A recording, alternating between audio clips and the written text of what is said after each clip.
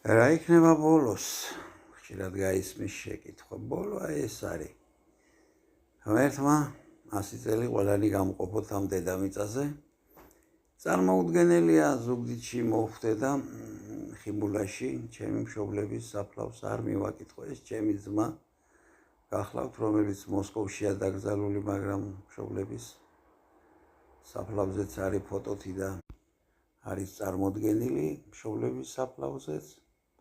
ეს მამაჩემია და დედაჩემი ამ ფოტოებზე გამოსახული. მინიმალური წარმოდგენა შეექმნება ადამიანს, ვინ იყვნენ ისინი, რა საქმიანობდნენ, როგორ გამოიყურებოდნენ და ასე შემდეგ.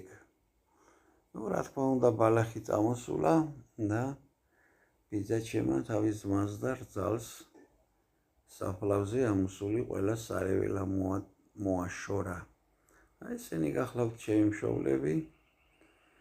სხვა თუ არაფერი, 3 შვილი გაგვაჭირეს, გვაჩუქეს სიცოცხლე, გავგზარდეს და როგორც შეეძლოთ ავგზარდეს, მე და ჩემ დას მოგწეს უმაღლესი განათლება.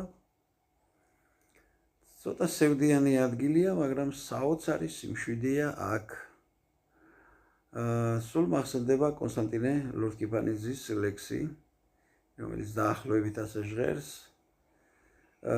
თაიგულით ხელში მდგარი, ვარდების თაიგულით ხელში მდგარი, დედის საფლავთან სულ ფიქრობ, რომელი უფრო საცოდავია, ის, ვისაც ეს ყვავილები გულზე უნდა დავადო, თუ ის, ვისაც ეს ყვავილები უჭერავს ხელში.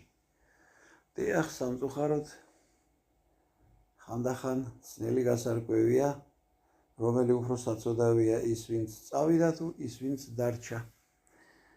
ასეთი იყვნენ ჩემი მშობლები და წავიდნენ ამ ქვეყნიდან.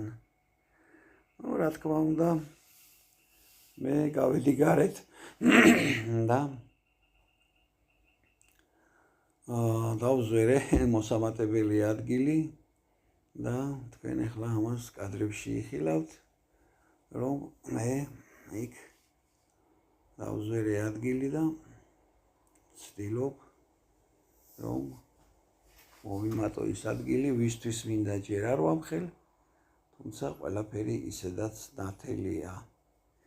ამის სევდიანი ვიდეო, ვისაც მოგეწონათ, გთხოვთ გამოიწეროთ ჩემი ხიბულა არხი YouTube-ზე, დაწეროთ კომენტარები და მოიწონოთ ეს ადგილი, რომელზედაც მე გელაპარაკეთ.